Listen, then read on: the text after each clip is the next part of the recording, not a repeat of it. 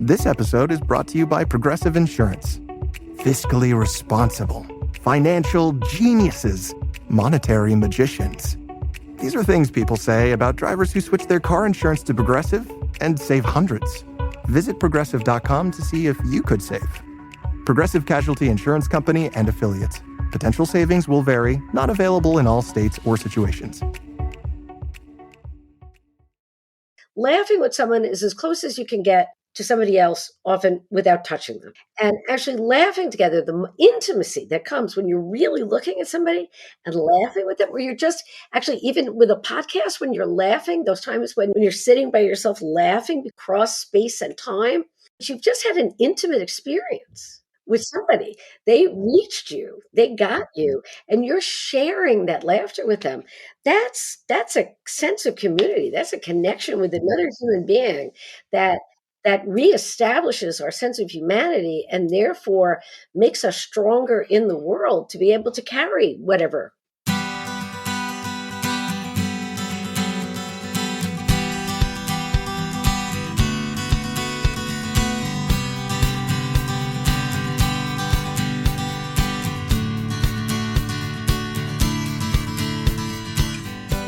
Welcome to Parent Footprint with Dr. Dan. I'm Dr. Dan. This show is about making the world a more loving, accepting, and compassionate place, one parent, one person, and one child at a time. The key to raising healthy and engaged kids is for parents to seek the same in their own lives while striving to be the best versions of themselves each day. No matter who you are or where you came from, with increased awareness, you can be purposeful about leaving a healthy footprint for your children, your family, and all those you care about, while living your own life to the fullest. Today's show is Falling Isn't Failing, and Humor is Healing, with our esteemed guest, Dr. Gina Barreca. Hailed as smart and funny by People, Gina was deemed a feminist humor maven by Ms. She's written for most major publications, including the New York Times, the Chronicle of Education, Cosmopolitan, and the Harvard Business Review. Gina has appeared often as a repeat guest on 2020, The Today Show, CNN, the BBC, NPR, and OPRAH to discuss gender, power, politics, and humor. Board of Trustees Distinguished Professor at UConn, as well as winner of its highest award for excellence in teaching, Gina has written 10 books, including the best-selling They Used to Call Me Snow White, But I Drifted. Her latest book, Fast Fallen Women, has just been released. We are going to talk about that and many other things today. The collection of 75 essays is part of Gina's popular Fast Women series, which also includes Fast Funny Women and Fast Fierce Women. Gina grew up in Brooklyn and Long Island and lives with her husband in Storrs, Connecticut. Gina, welcome to the show. Thank you so much. I'm absolutely thrilled to be here. So I'm just going to say the personal connection because this sets the stage. So you are a very important person and mentor in our producer, Laura Rossi's life. And what she says about you, so many, as I've learned about you, say about you, as the impact that you have had on so many students and particularly women over decades, and you stay connected with them. It's one of the great things about teaching is that when people ask if I have children, as women are always asked, men are sometimes incidentally asked, increasingly asked, but women are always asked, so do you have any children? And I say, I have two wonderful stepsons who are at that absolutely adorable age where they're both attorneys. And they're so cute. When they get to the attorney stage, you buy them just little adorable socks and they pay their own mortgage and they have their own spouses. They're just so cute. And then I have thousands of kids, all of whom have gone to college, and I don't have to pay any of their loans. And so Laura Rossi, who was in the first class, I believe, that I ever taught, at UConn when I started in 1987. It was certainly in the first year. She was at my wedding 32 years ago. And she's exactly who I would have chosen as family. And I think that, as the old shibboleth has it, there's the family that we're given and there's the families that we make. And so Laura has certainly been a daughter, a niece, stepdaughter, a cousin, whatever you want to call it, whatever you want to name it, Yes. has been an essential young person in my life. And one of the nice things is that, of course, she will always remain a young woman to me. So I think that's one of the reasons Laura really appreciates She me. appreciates that. I know she appreciates that, among so many other Any other- things. Yes, yes. So I was wondering, when did you realize your love and calling for English, writing, literature, and eventually professorhood? Boy, not until late in life, which is one of the reasons, or certainly later than a lot of my colleagues. I won't say late in life, but when I graduated, I was one of the first I was one of the first people in my family to go to college. My older brother went before I did. He's 6 years my senior. I was the only girl in my extended Italian family, Sicilian family, to graduate from high school in a timely fashion. That is not what women did. Women got pregnant, got married, usually in that order. And, that's what they were supposed to do. That was their job. Men were supposed to stay single as long as possible and have sex as soon as possible. And women were supposed to get married as soon as possible and not have sex for as long as possible. So it's astonishing that anything worked out at all, actually. And but I had terrific teachers in high school. My mom died fairly young, and when I was pretty young. And so teachers really took an interest in me. And I think that's one of the reasons that I saw teaching as such an important avocation, but I didn't want to be one. I did not grow up thinking, oh, I want to be in the classroom. I had no idea what I wanted to do. And there was no pathway apart from the very traditional, and for a lot of women in my family, unhappy choice of marrying young, settling down, and not having a plan for their own lives. Apart from that, they didn't feel like they had options. I had options, but I didn't know what to do with them. So I went to college on a scholarship. I was one of the first women to go to Dartmouth College up in Hanover, New Hampshire. And in 1975, Hanover, New Hampshire, was a wilderness. I mean, I was, as a Sicilian, I think I was the only Sicilian ever to be on the Hanover Dartmouth campus, apart from Michael Corleone in The Godfather. Yeah. And he was fictional. And Mario Puzo put him at Dartmouth on the GI Bill to get him as far away from everything he ever knew as possible. And so that's where I was in 1975. I had no idea what I was doing there. And when I told my aunts I'm going to college in New Hampshire, they assumed that that again, I was pregnant, and that's why I was leaving to go out of state. And I thought, okay, well, I got 9 months before anybody expects me back. I might as well have a good time, So I enjoyed my time, and then I started to enjoy getting an education. But by the time I graduated, I had no idea what I was going to do, and I think that actually makes me a good college professor because I did not always do well in school. I'm terrible at math. I worked my tail off in high school. I went to a big public high school on Long Island, Oceanside High School. And I would reverse numbers. I know that it's sort of like a numerical dyslexia. I'm sure there's a term for it. Dyscalculia. Dyscalculia. Okay. So that's what I've got. They didn't have a name for it then. They did not back. No, they did not back then. No. And they just kept saying she's not trying hard enough. And I would work and work, and I couldn't achieve mastery over it. But I knew that wasn't because of a lack of effort. And I can bring that to my classroom and to the young people I work with, because a lot of them have to deal with instructors at whatever age. Teachers are often people who have never failed in school. They stay in that world because they have always achieved excellence. They've always gotten an A.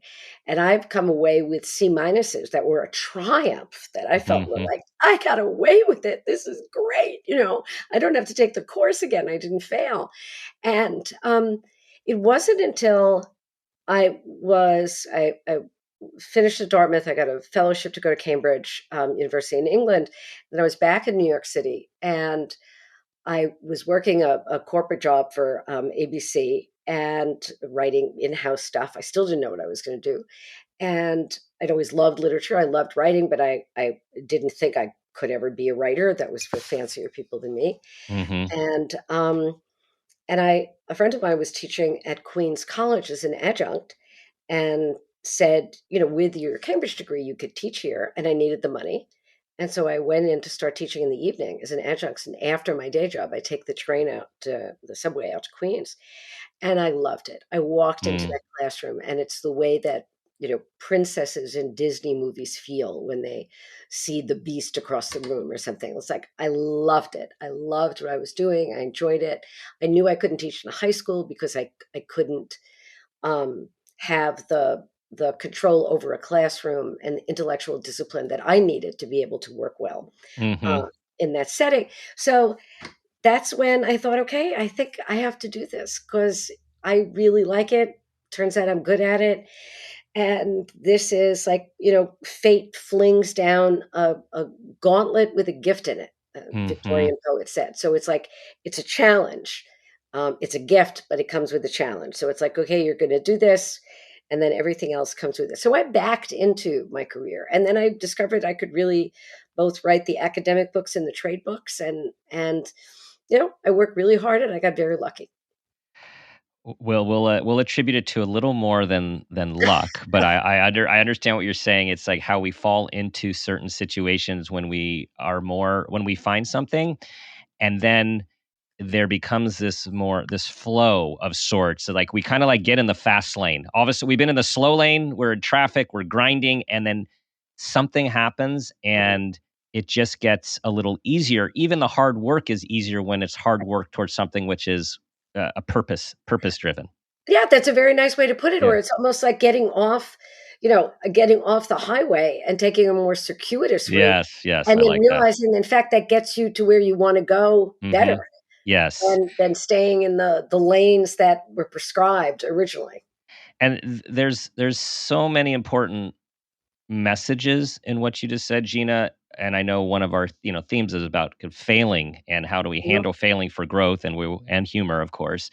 Is there's this era, as you know, as well as anyone in being a professor these days, the pressure and the intensity on students starting probably in middle school in many places and high school to get this GPA and these crazy GPAs, which are like beyond the numbers. It used to go to 4.0. Now it goes to 5.0.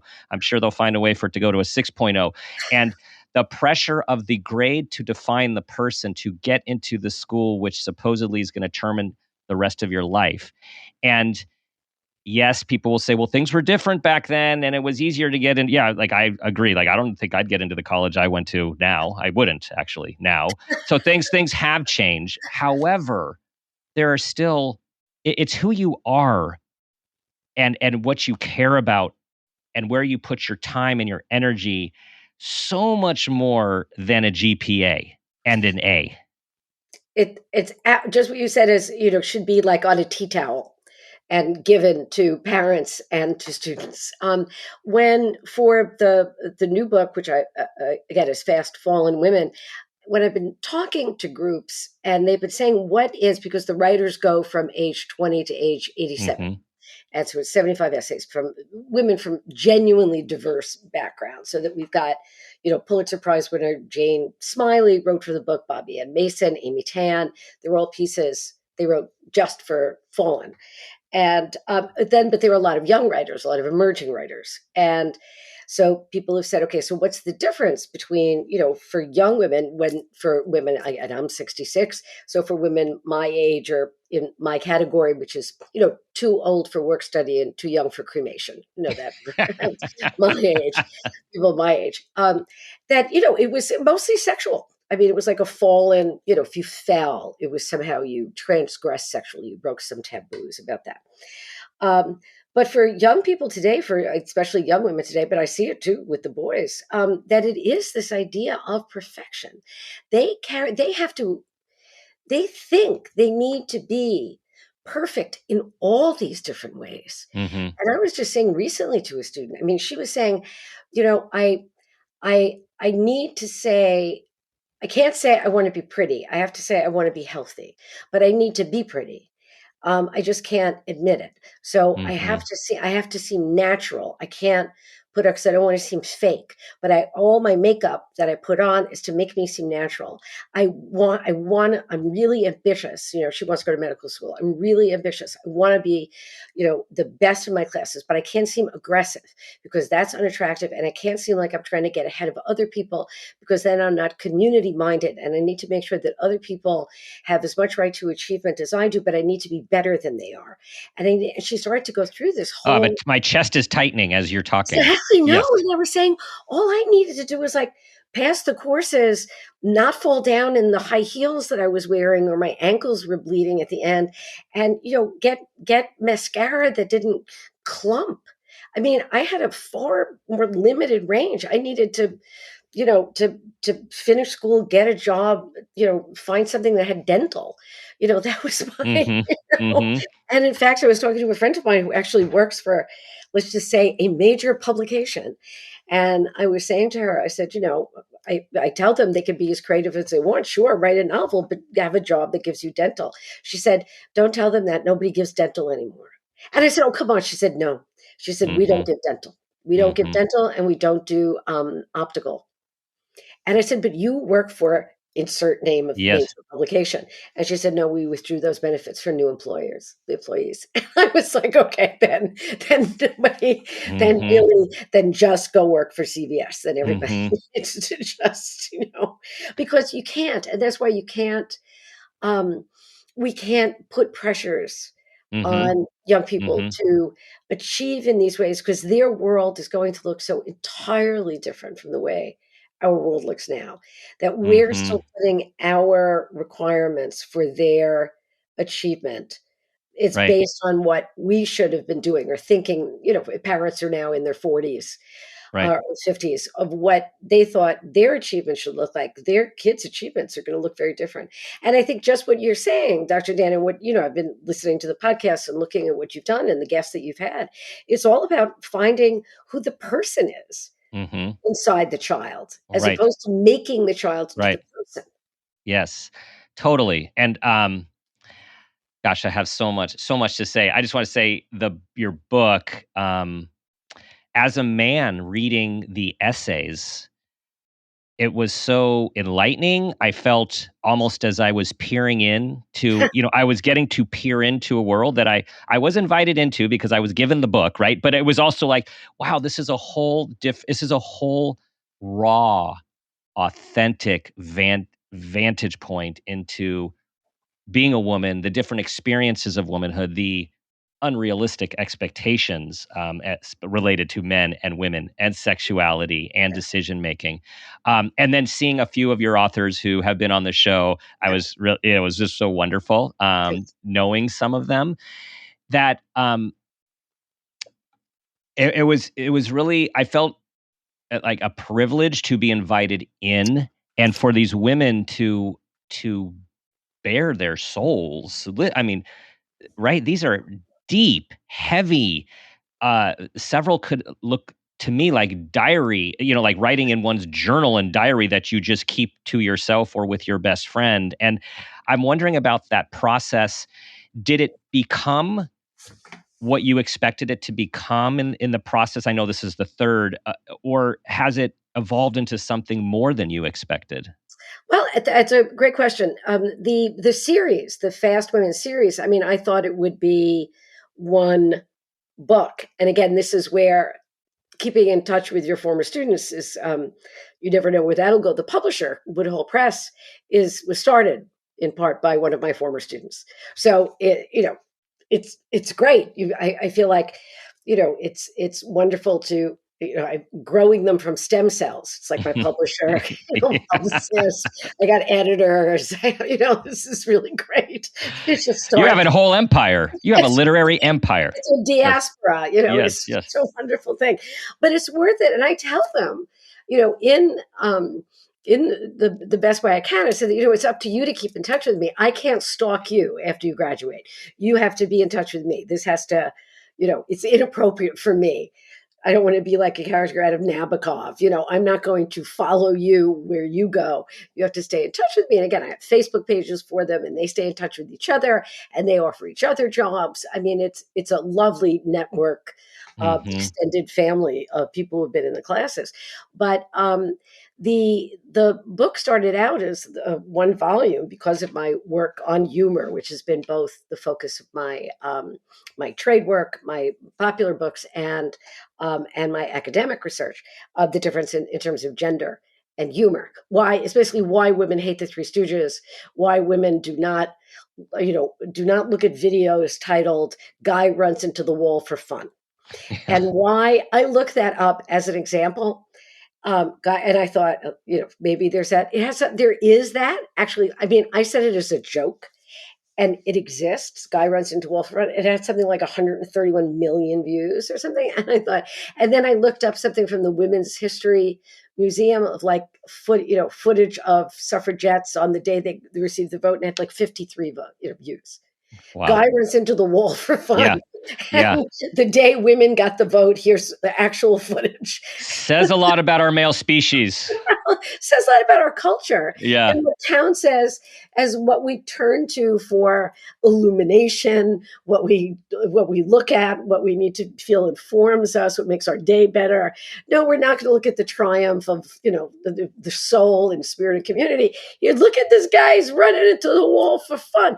I mean, it's astonishing. So anyway, luckily that's what I've chosen to do for my life's work.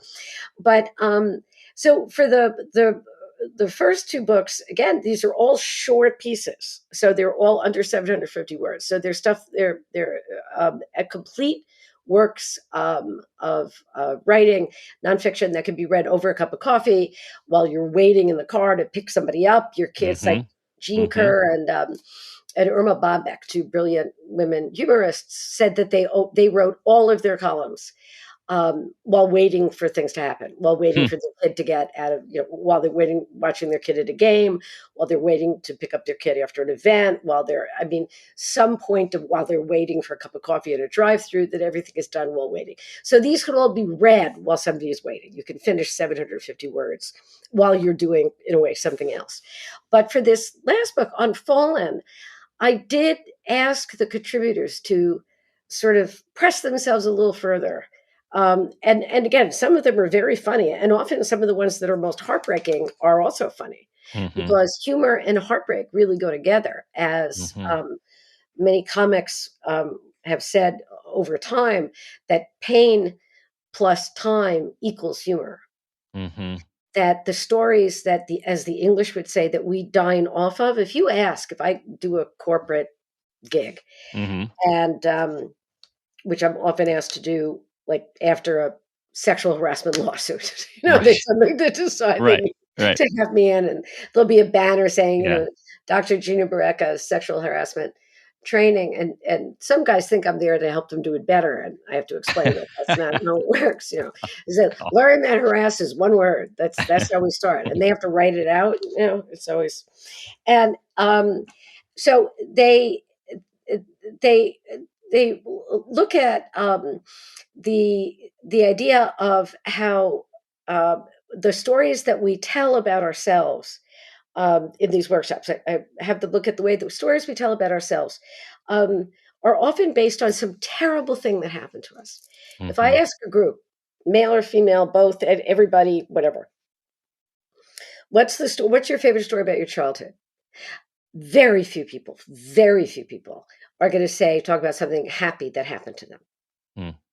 So tell me your childhood story. What's the story? It's going to be about being left at the gas station by the parents. They're one of 6 kids, and the parents left them. Were halfway through Indiana before they realized Brenda wasn't there, and they had to turn back and get Brenda. Okay. Brenda's sitting in the gas station, but she felt confident. She said, I knew at some point somebody would notice I wasn't there. This is before cell phones, before whatever, they're in a station wagon, but that her story, I mean, that could turn into some novel about abandonment, and she could have been sold for parts, and abducted and whatever, but she didn't. She just sat. She had a little book. She was reading the Bobbie twins. She waited until, they returned. But it's usually about something terrible that happened. Mm-hmm. Somebody, they were they were left behind. They were made sad by something. They peed in the wrong bathroom at school and got made fun of. Some story that you go, oh, but you turn that story into something else. You make it that incident into a story, and you make it something else. You make it not just something that happened to you, but something you have control over, because you make a story out of it.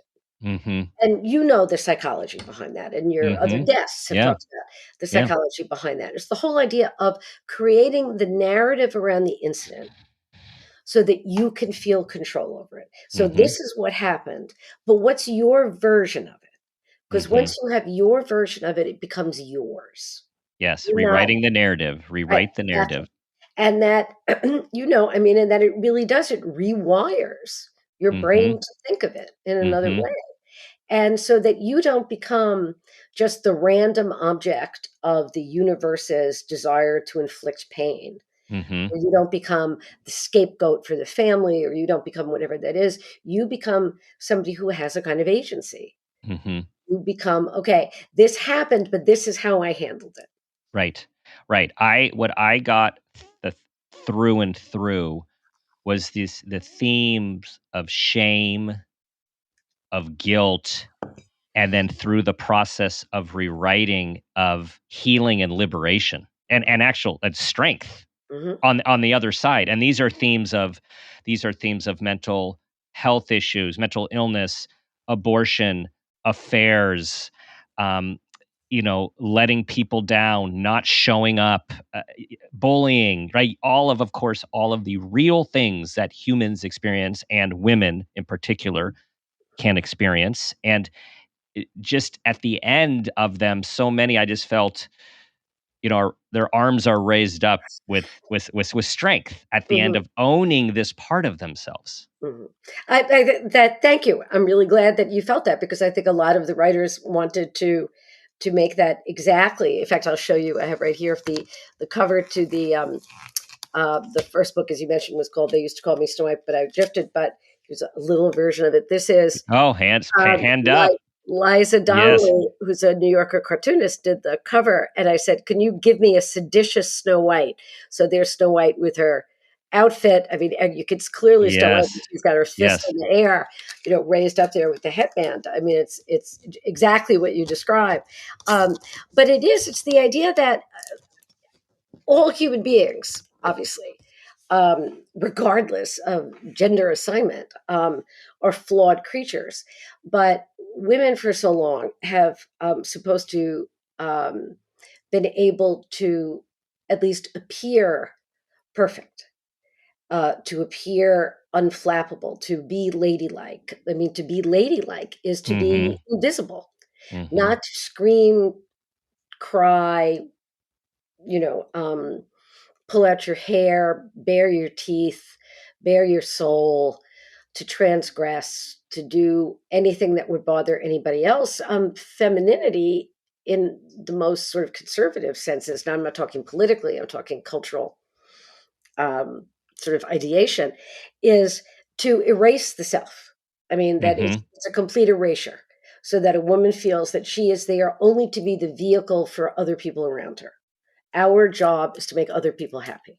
My job is to make my husband happy. I don't think my husband would disagree with that assignment. But it's fine. As far as I'm concerned, his job is to make me happy. We do a good job of it for 32 years. But it was supposed to be my only job. And to make sure that no one especially no man in any way, was inconvenienced by my needs or desires, ambitions, or sort of wishes. That women always had to come last, right? No, you go first. If women can't even take a compliment, right? You know this, right? Yeah. Know that if you compliment a woman, you have to get ready for a fight. great that you go up to a woman and you say, I love what you did with your hair. She'll say, are you kidding? Look what they did. Look what they did here. This is terrible. It's uneven. It's asymmetrical.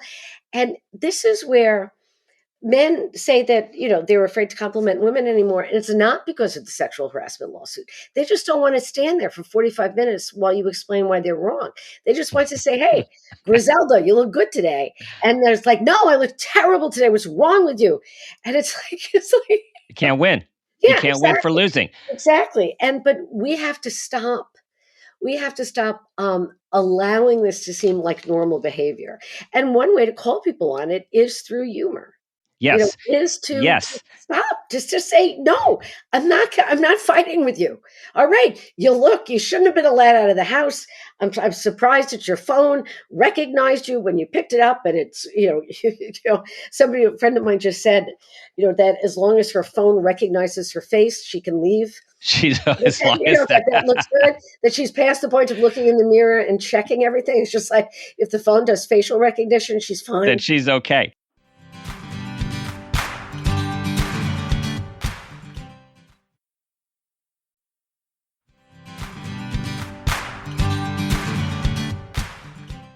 Preparing for this conversation and looking on your website, lo and behold, there's some videos. Mm-hmm. You're doing stand-up, which of course, is just, as I'm getting to know you, is just a natural part of who you are. And the little clip of the ladies on the beach and who's looking at what parts, I mean, I was laughing out loud by myself in my office. So when did humor come into, I mean, I'm guessing humor has been in your life for a long time. When did you become aware of this as something you wanted to intentionally cultivate? That's again, thank you for asking. And in fact, I never think of myself as doing stand-up. I think I admire people who do stand-up. I mean, when I was doing the research for Snow White that came out in 91, I mean, I was going to comedy clubs in New York and listening. I mean, Joy Behar was just coming out. Sarah Silverman wasn't even, she was probably in ninth grade. Susie Essman, who of course was on Curb Your Enthusiasm. And, all of these fabulous comics, Laura Keitlinger, who went on to work for Saturday Night Live. And, they would be on at 2:00 in the morning. And I mean, and I'm so glad that you watched the video, the bathing suit season at TJ Maxx. Yes. And that was done. I can't do stand-up because there are very few things that I wouldn't feel capable of getting up in front of a group and doing. But to get up in front of drunk dentists at 2 a.m., I have a 2-book minimum rather than a 2-drink minimum. So that was at the National Speakers Association in San Diego. And so that was a different routine, but I'm so glad that it came across that way. And it is, it's all I do. I always say this, I can't write fiction. I could only write nonfiction, and I don't invent anything. I simply pay attention. And remember things, because if you frame things, humor is all about the framing of an incident, and that you can, there are some things that can be only tragic. I've been on many scholarly panels about this, completely serious panels about comedy, where people are arguing seriously about whether something could be funny or not. And there are very few topics that can't be made the subjects of humor. I would argue that there are none, because humor is a way, again, of surviving and of of alchemy, transforming straw into gold. It changes the essential properties of something into something else. It's transformative. I see it as redemptive. And I think that it came from having a tough, I've never faced a tougher house than my family. I have never, I was the girl with the big mouth who was told to be quiet. I was, again, my mother was, now she would be in the same that I would be diagnosed with dyscalculia. Yes. My mother would have been diagnosed, I realized, with severe clinical depression.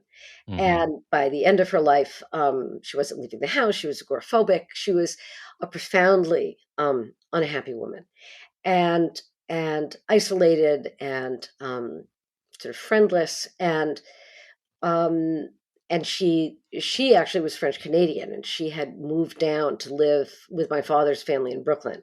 So she had all the in-law issues, and she was always Mm-hmm. the outcast and the outsider, and she felt very much exiled in the middle of this larger, hectic, chaotic family. She was the one who was always marginalized. And I think that she felt that both my brother and I were her, I don't know, her shields Mm-hmm. against the rest of the family, as a way to protect her, and also great sources of comfort to her, and a way of connecting her to the outside world. So I think for both of us, again, my brother might disagree. When I wrote the introduction to, I did the Penguin Book of Italian American writing called Don't Tell Mama. And I wrote the introduction, and my brother wrote a rebuttal to my introduction. Oh, wow. Penguin. I negotiated it with Penguin, and Publishers Weekly, when they reviewed the book, said, "We've never seen this before." Yeah, I've never seen that. That's yeah. So I do this long, like, sort of scholarly introduction, offering a context for 500 pages of Italian American writing. And my brother comes in and says, "There's my sister, the big shot scholar. She doesn't know anything. We never told her anything. Don't listen. She thinks she knows the stories, but she doesn't." And Mm, so that's how I grew up, was, mm-hmm. was being treated with this. But my job as a kid, and I bet your listeners and people in your audience will understand this, um, being the one who was meant to entertain my Mm, mother. I was mm-hmm. supposed to, my Make job, her happy. Make yeah, her make happy. her happy. That was my job. And Mm-hmm. while that was not communicated to me by contract, it was certainly a vow Mm-hmm. that I took without understanding that I was entering into um, Mm-hmm. that relationship, that unchanging relationship. And of course, um, things, your relationships with your parents don't necessarily change that much after they die. And you still have a relationship with your parents, whether they're there or Mm-hmm. not. And so I realized um, that it took me a long time to recognize that was not something I could always do. And it's taking me, I'm still in therapy, thank God, Mm-hmm. and I have Mm-hmm. dental. But I'm also, I mean, Your teeth look great. Your teeth thank you really very look much. great. Actually, Yeah. my teeth look great, because I grew up next door to Judge Judy on Ocean For Avenue. It was my for next door real. neighbor, for real. Judge Judy. Judge Ah, Judy, Judge Judy Judy. Steinlein, and Yeah. her father, Murray Blum, was my dentist. We Ah, could not have afforded to have the quality of dental care that we had, except that we were Murray Blum's neighbors, and so he looked nice. after our teeth. And Judy actually wrote a piece for the first book. She's in Fast Fallen Woman, and talks about her dad being our dentist. So we went to her birthday. I mean, we're friends. So Judy, That's and oh. she's one of the few people who make me seem laconic. Mm, So yeah, we learned to so you asked where the sense of humor came from. yes. If you weren't funny on my block, they killed you. I mean, so not only was I learned to be funny from my family, being funny in Brooklyn. Survival. Yeah, in the 60s that was it. I mean, Mm-hmm.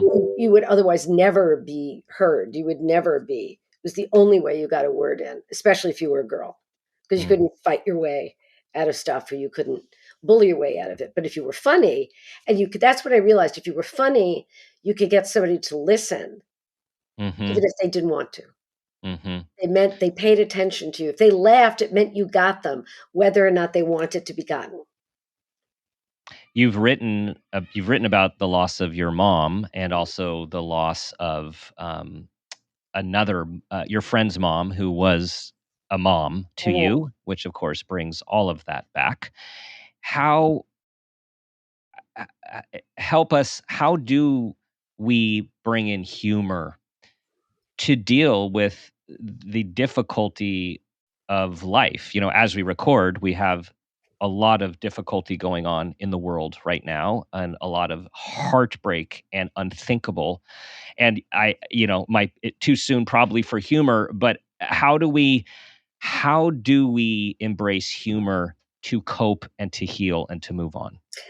Again, very important idea. And two of the funniest, the most immediate, savagely funny professional groups that I've ever dealt with or worked with or know people in are on the ground journalists and medical personnel. You cannot work like in a Doctors Without Borders. I've got, the friends who do that kind of work, and the nurses who go out into the field, both again, men and women, and the journalists who are reporting. And I've known people who've done this now for 40 years. The jokes that would come, through them over the phone long before the internet. And I don't even know what they do now, how they keep it private, because it would be, I would hear some of this and it would be like, you can't say that. This would be the people who would be saying, right, don't post that. Don't post that. These are the people who are saving lives. These are the people who are doing everything. These are literally the front lines. But the way these people who are actually taking it, like who are in hazmat gear and who are wearing protective gear because they're in danger of being shot, they're in danger of death, as they're trying to help the world, are making the worst jokes, making all the jokes about death and illness and savagery.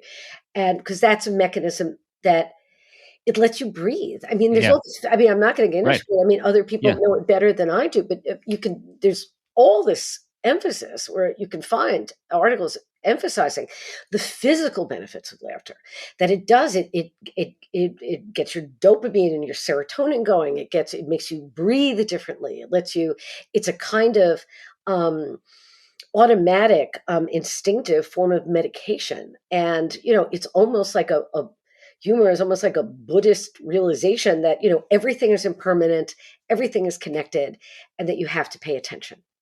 And that's sort of the basis of humor, is to understand. Humor makes you see that the world is connected, that you are out of control, right? And that therefore you have to pay attention all the time. And that's where, it's not like letting everything go. It's like paying attention evenly, and that's it's not a form of release. It's a form.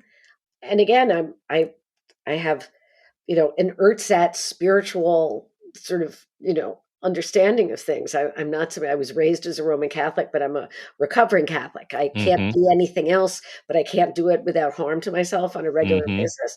But I do think that, that humor really is about redemption, that humor allows us to redeem moments that would otherwise be lost to despair, to tragedy, to misery, to self-indulgence, to this kind of wallowing in what could every day be the worst day of things for us.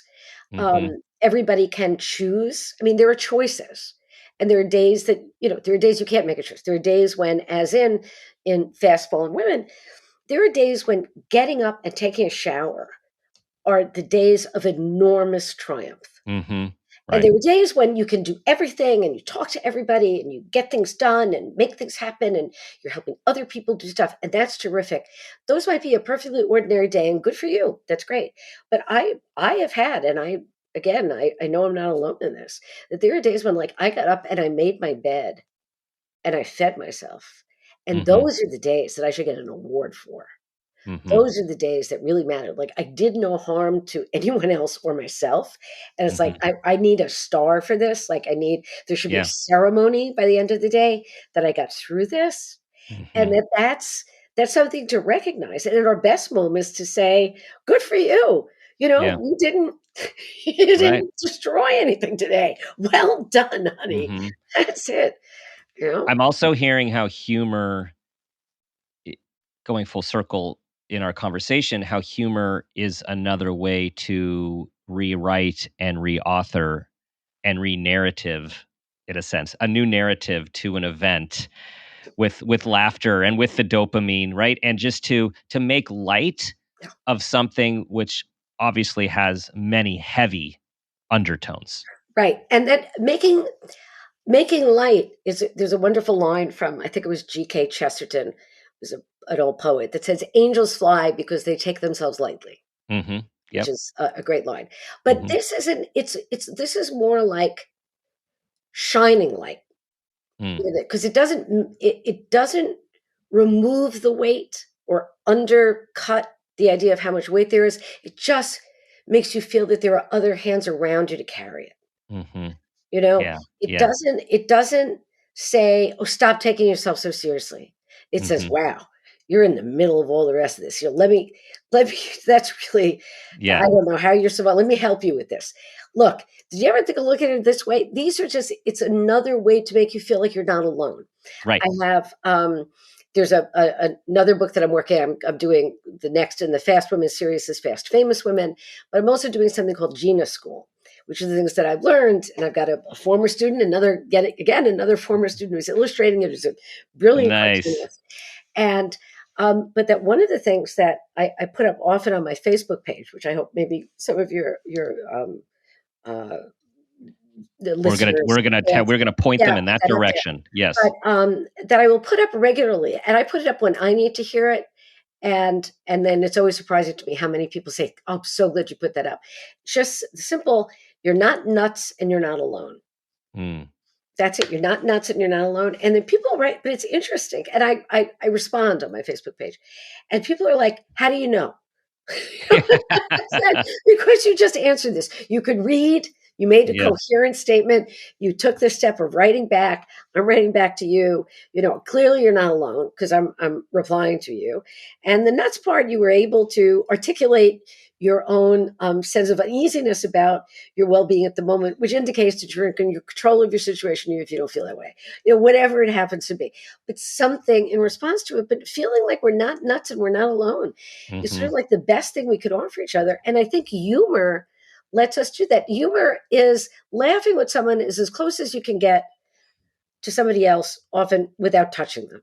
Mm-hmm. And actually laughing together, the intimacy that comes when you're really looking at somebody and Yes. laughing with them, where you're just actually, even with a podcast, when you're laughing, those times when you're sitting by yourself laughing because somebody, you've just heard something, you've just seen something, even if you're alone, it happened across space and time. You're not even in the same present, but you've just had an intimate experience with Yes. somebody. They Yes. reached you, they got Mm-hmm. you, and you're sharing that laughter with them. That's a sense of community. That's a connection with another human being that Mm-hmm. that reestablishes our sense of humanity and therefore makes us stronger in the world to be able to carry whatever comes next. Yes.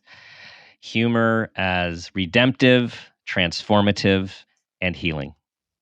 Absolutely. And it's best. Mm-hmm. At its best. Yes, that's what it does. What are you hoping people get from Fast Fallen Women? That they're not nuts and they're not alone. Mm-hmm. That whatever secret you think you're carrying, you're not carrying by yourself. And that for many other people will go, "You think that got you into trouble? Look, wait and see. Look, read page 156. Yes. You ain't even in the big leagues. This is what," again, I have Yes. young women, we're talking about the sense of perfection. I have young women coming in going, "I was so bad today." And I'm like, "Did you sleep with your cousin? What did you?" And they're like, "I ate a muffin." And it's like, "That's so bad. That's really bad. Did you just, set fire to an entire population of a small indigenous group of people? No? Okay. That counts. Like you had a muffin? No." Now you just need to hand them your book and to say, read chapters 6, 8, 25, and 32. You're going to feel a lot better. Exactly. Yes. Exactly. Yes. So it helps put things, put people's lives in perspective. Yes. It's all about perspective. All right, Gina, it's time for the parent footprint moment question. Here we go. Tell us about a time that you became aware of yourself as an individual, as a parent, or even an awareness of your own parents, and that new awareness had a positive impact on your life, your kids, and or those you love. The moment when I realized that I was a person separate from my parents was a really big deal for me. And I think it's a great question that you ask people. And it has affected the way that I've dealt with everyone around me since then. And it didn't happen until it was in my 30s when I realized that I had identified myself primarily as my mother's daughter, my mother who I had lost so early, and that I felt I needed to make up for her sadness. I needed to make up to her, which she didn't get to experience. And I realized at one point that I was as much like my father, who was not a good husband to my mother. They stayed married until she died at age 47. But he was not a good husband to her. He was unfaithful. But he loved her. But he was a good father to me and to my brother. And I thought, okay, you can be a good parent while not being a good spouse. Mm-hmm. And that I didn't have to be monogamous. I did not have to be my mother's daughter and not my father's daughter. Mm. And the idea that I didn't have to be monogamous and that I didn't have to judge in the same way, I didn't have to keep trying to make up to my long lost mother, which she was unable to gather and harvest for herself, was a real moment of the irrevocable for me. Yeah. It allowed me to move forward in a different way. And I would say this is still a struggle that I have. This is the temptation to go back to trying to put responsibility on how can I get over this early loss? How can I do this is very hard to overcome. It's hard to overcome the attraction of trauma and tragedy. It has its own seduction. And to be able to choose to say, I'm in no way does this not show love and respect for my mother, but I'm going to choose to be resilient, and I'm going to choose to bring joy into my life, and I'm going to choose to go on and to try to make my strength available, my peasant strength available to others as I go through life, is a decision and a choice. Yeah. You are allowed to you're allowed to experience happiness and joy and have the life you want, even though she was not able to. Exactly. And that's it's a day by day conversation in my head, and it gets easier over the years. Yeah. And it becomes more and more of a pleasure to be able to share the generosity that comes with self-compassion. Which you are doing and doing and doing and doing, as evidenced by your adoring students who are now friends and family members, and your wonderful empire of literature and compassion. I mean, it's all there for, I say that with tongue in cheek. It's all there for what you're putting out to the world is to lift everyone up and to help everyone have a different perspective and be able to rewrite, re-narrate, and heal. Thank you so much. I'm so glad that this was really an important conversation for me, Dr. Dan. I appreciate it. Yeah, me too. Gina, tell everyone where they can get the book just out, all your books, all of your stuff, all of your social media. Let us have it. Everything is there. It's you'll put it up. It's the website is Gina Barreca. That's GINA, B like in Bravo, BARRECA. I always thought if I had a daughter, I'd name her Barbara Rebecca Barreca, just so that when people would call us like spell that. That'd be good. BARBAREBECC, and then just telemarketers would hang up. I just thought that would be really easy.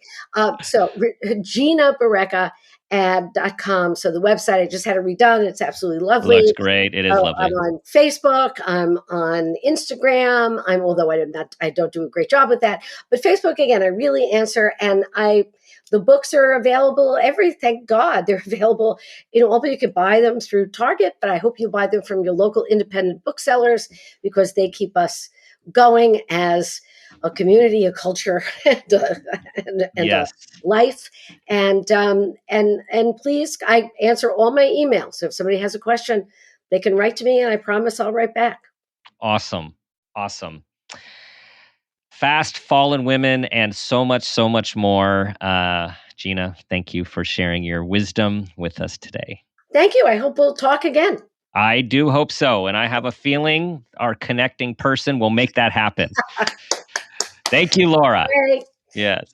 All right, everyone. Thanks for listening. Please share this show with everyone that you know will benefit. Thank you for being a part of this wonderful community, and bring all of your amazing people to our community. It can only get better and better. Thank you for your 5-star reviews and all of your support. Do your best to be that person you want your child and any kin to become.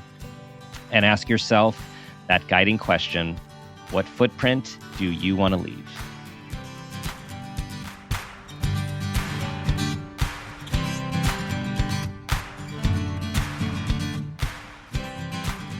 This has been a Peters and Rossi production. Parent Footprint with Dr. Dan is produced by Laura Rossi. Our engineer is Phil Rossi. Theme music is Strummerman, composed and performed by Pro Tunes. Artwork is by Garrett Ross. Follow us on Instagram and Facebook at Parent Footprint Podcast, and on Twitter at Dr. Dan Peters. For more information, go to exactlyrightmedia.com.